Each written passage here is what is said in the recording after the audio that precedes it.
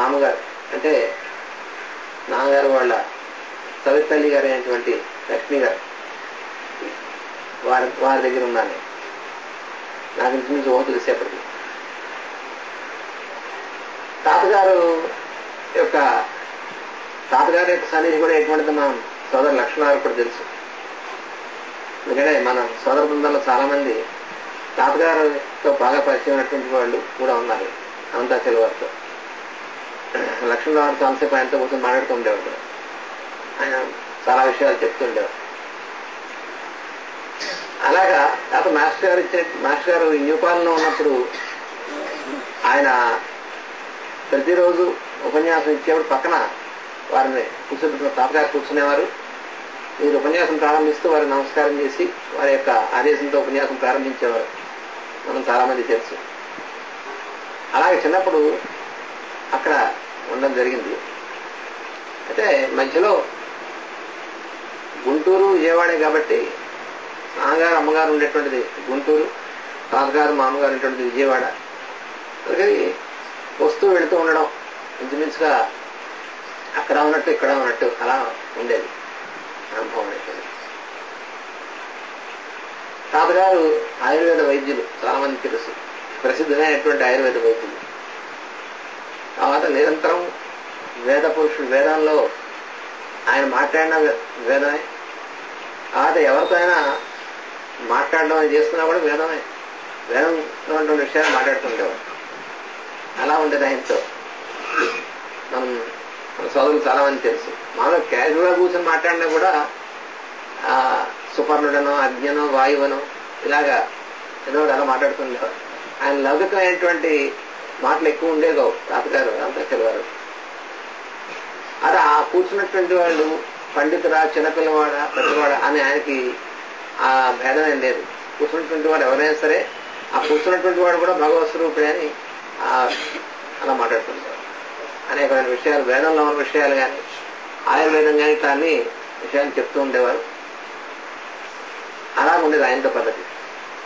తర్వాత చాలా క్రమశిక్షణ కూడా తాతగారి దగ్గర, అదే క్రమశిక్షణ తండ్రి గారి దగ్గర కూడా. ఎందుకంటే మాస్టర్ గారు వారి తండ్రి గారి గురించి వారు చెప్పినటువంటి చాలా అద్భుతమైన విషయాలు చెప్పారు. వారి యొక్క, ఎందుకంటే వీళ్ళ గురించి అందుపట్టడం చాలా కష్టమే, వారిని గురించి అందుపట్టడం మహా కష్టమే.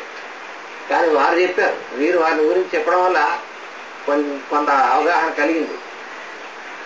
అలాగా అనేక సందర్భాల్లో మాస్టర్ గారు చెప్పారు. అలాగే కొన్ని గ్రంథాల్లో ముందు పీఠికలో కూడా కొన్ని చోట్ల రాశారు వారి గురించి. ఉదాహరణకు సుపర్ణ సూక్తం అనేటువంటి గ్రంథంలో ముందు పీఠికలో రాశారు. ఇది అనంతాచార్య వారి గురించి మాస్టర్ గారు రాసినటువంటిది. అది చదివితే చాలా మనకి దివ్యమైనటువంటిది కలుగుతుంది. అలాగే తాతగారు దగ్గర అనేటువంటిది. అలా చిన్నప్పుడు నాకు ఊహ తెలిసినటువంటి రోజుల్లో అటు తాతగారు నాయనమ్మ గారు, ఇటు అమ్మగారు నాన్నగారు, తర్వాత మా చిన్నాన్నలు, అందులో ముఖ్యంగా భరద్వాజ మాస్టర్, ఆయన ఆఖరి చిన్నాన్నగారు, వీరందరూ కూడా నన్ను అలాగా, ఎందుకంటే ఆయన తర్వాత మళ్ళీ మధ్యలో మొట్టమొదటి చిన్నపిల్లవాడిని నేనే అవడం, అలా అందరూ కూడా వాత్సల్యంతో బాగా చూసేవారు. తర్వాత మా చిన్నాన్నగారు కూడా అక్కడే గుంటూరులోనే చదువుకున్నారు. తాతగారు బెజవాడలో ఉండగా నాన్నగారు యొక్క విద్యాభ్యాసం లాగే నాకు ఊహ తెలిసేప్పటికీ మా పెద్ద చిన్నాన్నగారు అయినటువంటి వేదవ్యాస్ గారు, తర్వాత బౌధాయన గారు రెండో ఆయన, భరద్వాజ ఆఖరి చిన్నాన్నగారు, వీళ్ళు కూడా గుంటూరులోనే ఉండి వాళ్ళు హిందూ కాలేజీలో నాన్నగారు ఎక్కడ పనిచేసేవారో అక్కడే వాళ్ళు కూడా విద్యాభ్యాసం చేయడం అనేటువంటిది. ఇవి నాకు ఊహ తెలిసిన తర్వాత అటువంటివి. అలా ఉన్నటువంటి సందర్భంలో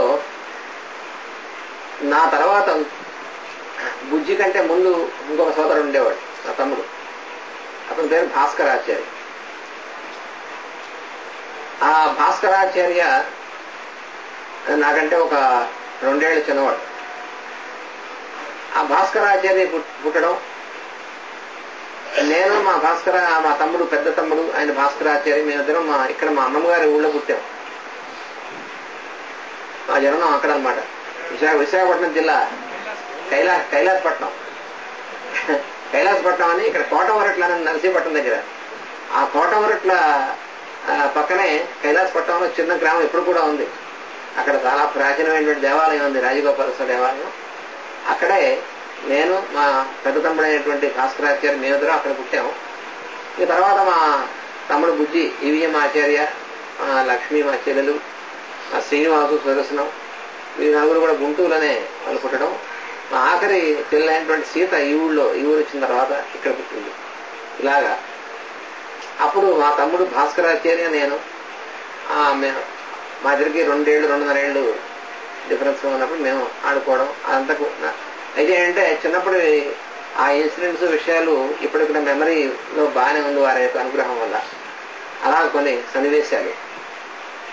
అప్పుడు